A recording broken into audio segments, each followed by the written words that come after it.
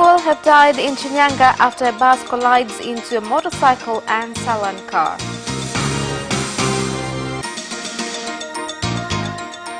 Settlements have been demolished to pave way for pasture land in Simanjiro.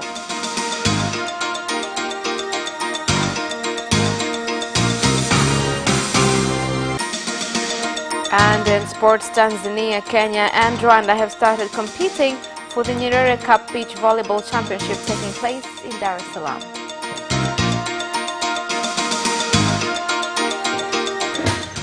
Good evening, this is Capital News at 9:30. My name is Khadija Zimbwe. First, the national news. 2 people have died and 4 others were seriously injured after a bus belonging to Bright Line Company carrying more than 50 passengers crashed into a motorcyclist and Salaam car at Isela area Samuye ward in Shinyanga district. The accident occurred when the bus, which was traveling from Mwanza region and heading to Dodoma, tried to avoid a motorcyclist before crashing it and a Corolla station wagon. Nilikuwa nimeweka mawazo yangu kwenye picha ya wanyama. Sasa nikashtukia tu. There was a crash and it completely disoriented me. But when I saw other passengers going out, I followed them. This was a head-on collision involving a small vehicle and a boda. 2 people have died.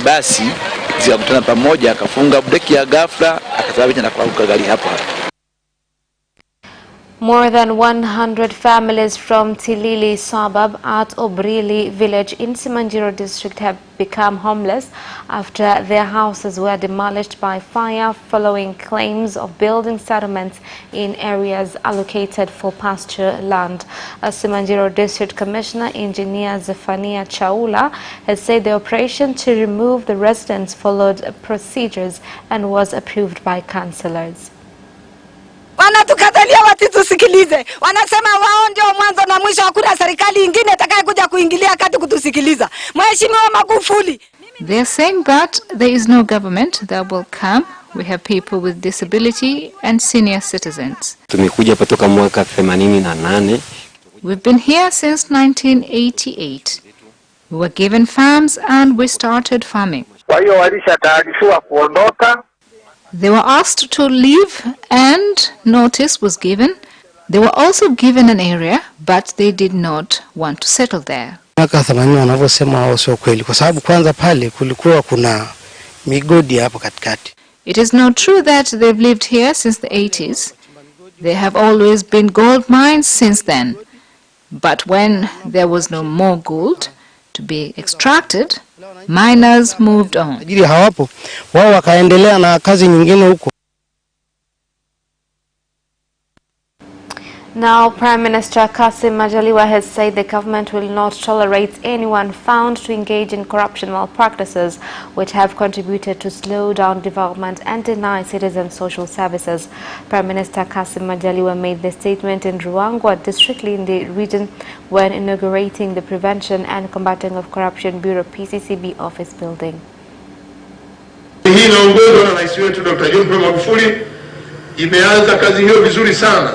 Our government, led by Dr. John Pombe Magufuli, has started well and shall continue. War against corruption is progressive and shall not tolerate anyone who takes part in corruption, in the process denying our citizens the right to social services. Kama tunavyofahamu, mwaka ujao wa 2020 ni mwaka wa uchaguzi mkuu. As we know, the general election is expected to take place in October 2020. Therefore, PCCB is well prepared to deal with corruption before, during and after the general election. Ikumbukwe pia kwamba wakati wilaya ya Ruangwa inaanzishwa mwaka 2009, it should be remembered that when Ruangwa district started in 2009, court services had to be transferred to Ruangwa Urban Court, which was small and couldn't manage the workload. As a result, a decision was made to build a court house, which you have officially opened today. Na mahakama ya mwanzo ya Ruangwa mjini. Kisutu Resident Magistrate Court in Salaam has dismissed a case opened by the former mayor of Salaam, Salaam, who was voted out of office on January 9th this year following allegations of misuse of office and failure to oversee the city council's funds. The case was removed by Principal Resident Magistrate Janet Mtega after the former mayor, through his advocate Hekima Mwasipu, requested to have the case cancelled as he saw no point in continuing with the case open to stop a city council meeting held to oust him as mayor. Now, meanwhile, Isaiah Mwita has continued with his responsibilities at his office allocated at the Karimjee building, despite the city authorities saying they have handed him a letter to hand over office within 14 days as he was no longer the mayor of Dar es Salaam.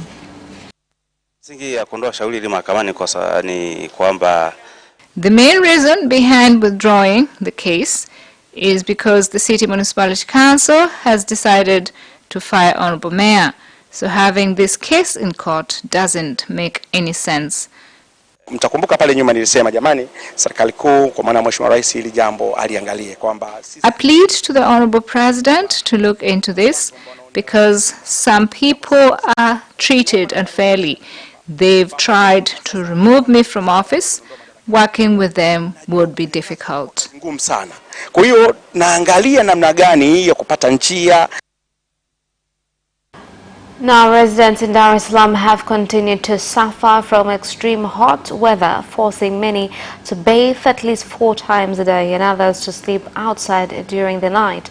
The hot weather has caused many to break out in skin rashes, with the meteorology agency saying regions affected by hot weather include coastal and some lake zone regions. Hali sio nzuri ya kijoto yani. Tunaona ngozi inabadilika, rangi inakuwa nyeusi. The heat is unbearable, which causes our merchandise to lose color. Hali ya joto ni kukali sana dadangu. Hali ya joto limezidi sana katika Dar es Salaam hapa. The heat is too much, and some of us are forced to sleep outside. You have to shower so many times during the day to cool your body. Wimbi hili la joto ambalo tunalo na tutarajia kwamba joto hili itaendelea. The heat wave is expected to continue until February. During the night, humidity in the atmosphere forms clouds which prevents heat from escaping. Ya kwamba viwango vya joto vitaongezeka kidogo kutoka katika kiwango cha sasa ambacho ni wastani wa nyuzi joto 33 mpaka nyuzi joto 34, 35. 10 foreign nationals from BNB Towers Company have been arrested following a directive from the Deputy Minister of Labour, Youth and People with Disabilities, Anthony Mavunde, due to allegations of violating residence and work permit requirements. The incident occurred when the Deputy Minister conducted a tour at the company.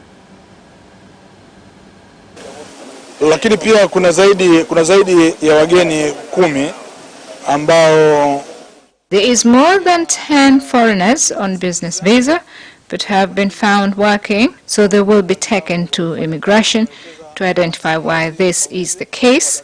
In addition, we have also discovered that there are a lot of workers with no work contracts, of which we've directed that by Friday all of them must be given work contracts according to the law.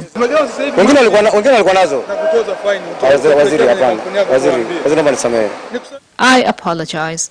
The masks arrived this morning, but they were not given.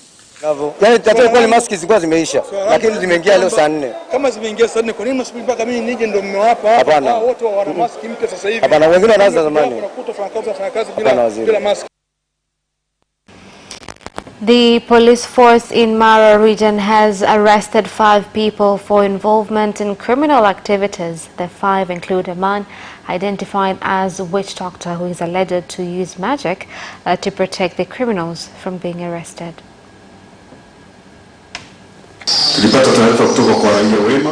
The police force have 5 suspects in our custody. They've been committing various crimes. One of the suspects is a witch doctor. Investigation is going on to find out about the whereabouts of the stolen goods.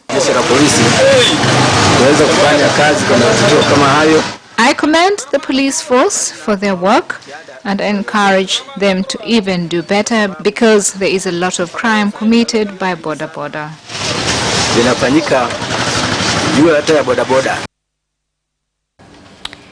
And more than 1,920 pupils from Wangaza Primary School in Kaliua District, Tabora region go to class in shifts due to shortage of classrooms at the school.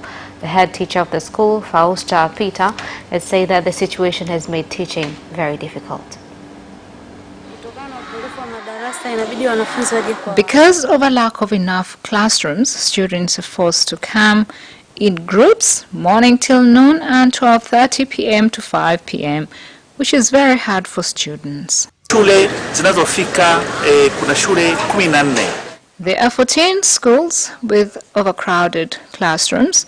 We've bought 2,400 cement bags to build classes for all primary and secondary schools, and if there is still a lack, then temporary classes must be constructed. Na halmashauri ina turubai 200 ambazo tayari tumezinunua nazo kwa maana ya madarasa ya muda kwa sababu mvua inanyesha maeneo. And that is the end of national news. International news follows shortly.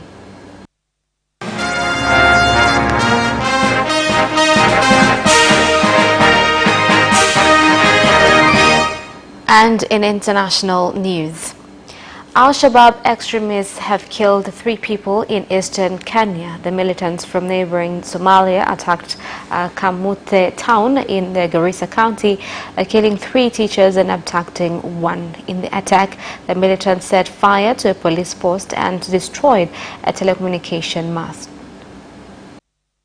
Mahali walipitia nilikuwa kama roughly 20 meters. Wakipita wakienda walikuwa roughly 20. Hao walipanda pande ya juu. Hii ilikuwa kitu saa 10:30 such a time. Serikali ingejua civil servants wanafaa kuwa trained na armed in such a situation kama kitu area kama hizi. Teachers have deserted Northeastern and children have gone without teaching and learning for a long time.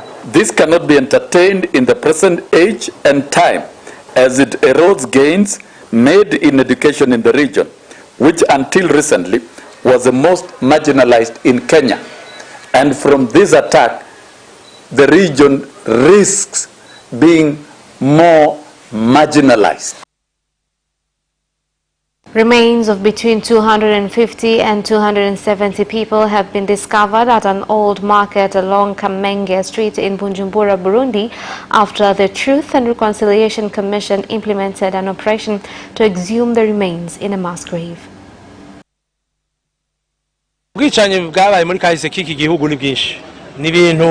During genocide, many people lost their lives. It should not be regarded as a lighter matter. I urge people to be patient, since investigations takes a long time, from the fact that many years have passed since the tragedy happened. Most of us lost our beloved ones during the tragedy, never knew where they could have been buried. That is why many people show up when they hear these kinds of activities, hoping to find traces of their loved ones. It is painful, but we have to be strong so that we could give them proper burial. The government of Uganda has said that it has signed an agreement with the UK to fund construction of 500 factories at a cost of $200 million. The UK has said that it will continue trade and investment cooperation with Uganda and other East African countries once it leaves the European Union.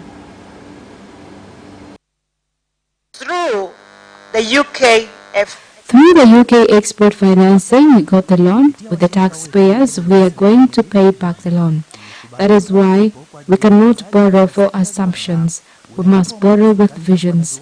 The good news is that we are talking about 500 companies going to be established in Uganda. We want a closer... We have worked closer with Uganda among other African countries.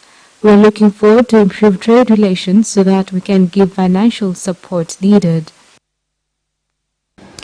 And that is the end of international news. Business news follows shortly after this break.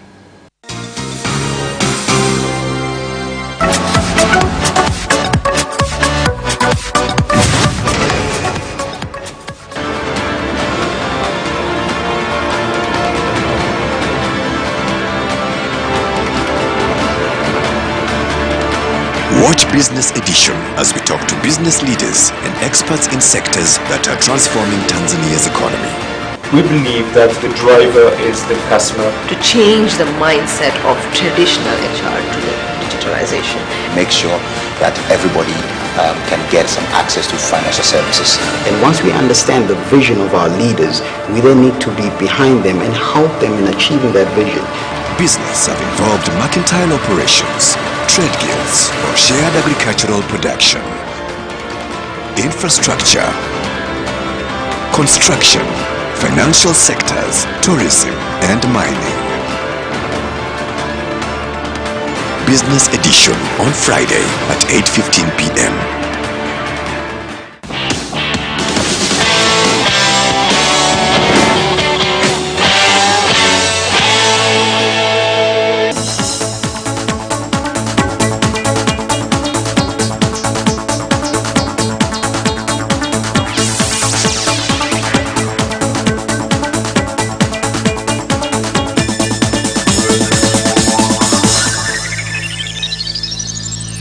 Welcome back, and in business news. Tanzania Meat Board has banned slaughtering activities at informal abattoirs and auctions in order to avoid outbreak of diseases. The ban was issued by the acting registrar of the board, Imani Sichalise, during an inspection operation of TMS abattoir in Dodoma.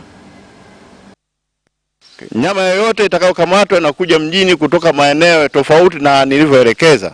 Any meat that will be caught coming contrary to places that are identified will be seized and destroyed, and whoever will be caught, stern measures will be taken against them. Meat trade is not done randomly. There are rules and regulations. Sababu utaalamu wa kudhibiti magonjwa upo. People should never forget that diseases that attack human being does come from animals. Although our country has huge capacities in managing diseases, in efforts of containing people from getting diseases like tuberculosis, it is best that animals are slaughtered in abattoirs, which were built by our government at high standard levels and having enough equipment and experts. Na vifaa vya kutosha vipo. Some traders from Muhange village in Kakonko district, Kigoma region, have called on the governments of Tanzania and Burundi to address the problem of bureaucracy along border areas in order to allow citizens of the two countries benefit from a market built with the support of 16 United Nations organizations. Burundi na Tanzania tuweze kupata maendeleo. We believe that once the charges are reduced, Burundians will come to Tanzania for trade and the same to us. Imagine crossing one crate to Burundi. I have to pay 1,000. It will be best if the charges are reduced for traders to also benefit. Farmers could be bringing goods at the market. At the market, the city council are waiting for them to pay taxes. From all those commotions, last consumer is the one that suffers the most. Sisi ambao tunanunua mazao tunapata wakati mgumu kwa sababu anayeumia ni mwananchi yule wa kawaida.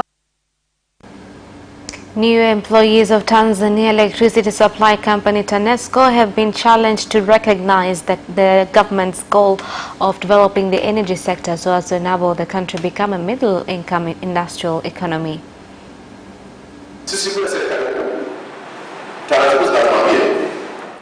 People's behaviors at work must reflect their outside world. Luckily, you will be informed how to behave at work, and after vetting, your credentials will remain with us. Once you become a public worker, you must become a person who abides to laws, regulations, and procedures. Many of you are young. You have a long road ahead as public workers. You are now highly dependent by the institution and your families. That is why you must pay attention to all that you will be told. And that's the end of business news. Sports news follows next. Away first time, good start from Bolt. Bolt leading a moment and going away. Gay trying to go with him and he's going to be dragged through the second place, but he's going to win it by 2 meters. Away first time, good start from Bolt. Bolt leading a moment and going away. Gay trying to go with him and he's going to be dragged through the second place, but he's going to win it by 2 meters.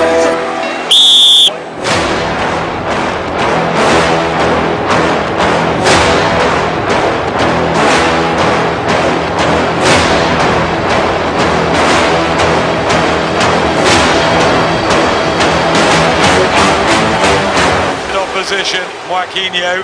He did lose to Lim.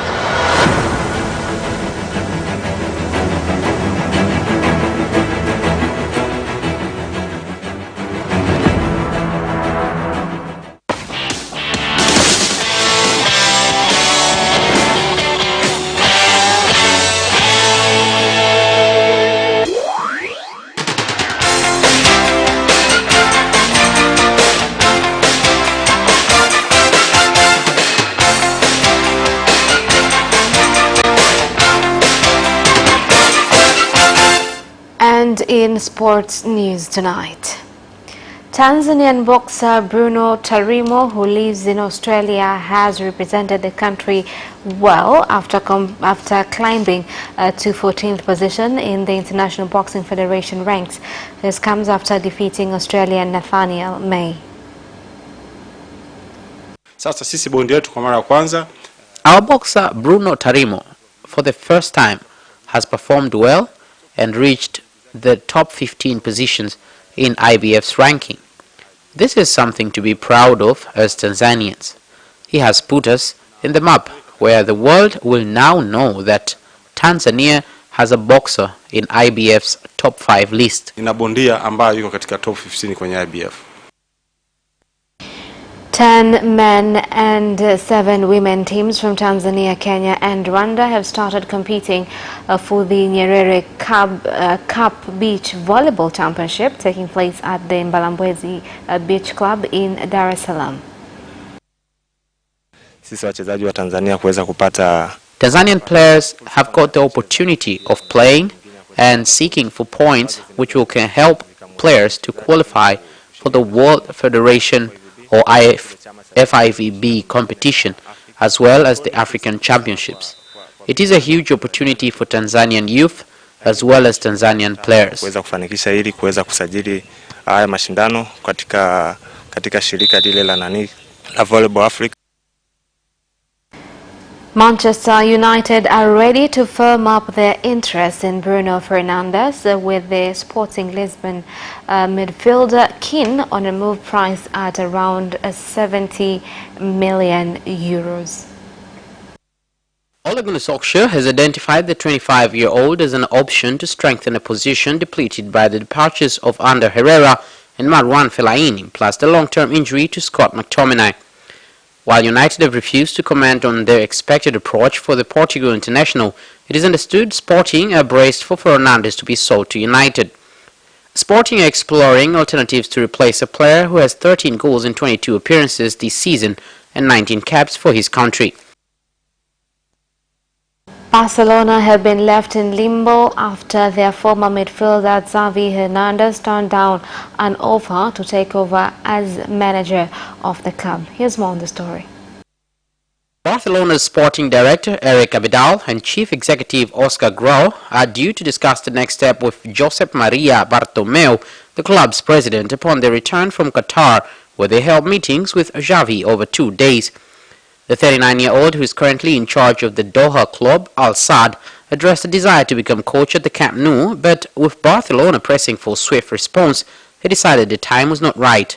Ernesto Valverde remains in charge. Barcelona are now considering their options, which include handing the job on a part-time basis to the B-team coach Francesco Javier Garcia Pimenta, with a view to Xavi taking over in the summer.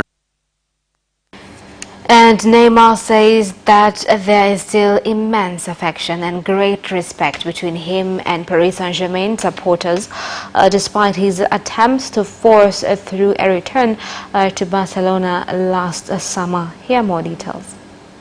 Fee back in 2017, bringing to an end a hugely successful 4-year spell at Camp Nou. Unfortunately, Neymar's time in France has been blighted by fitness and disciplinary issues, leading to plenty of speculation over his future at the club.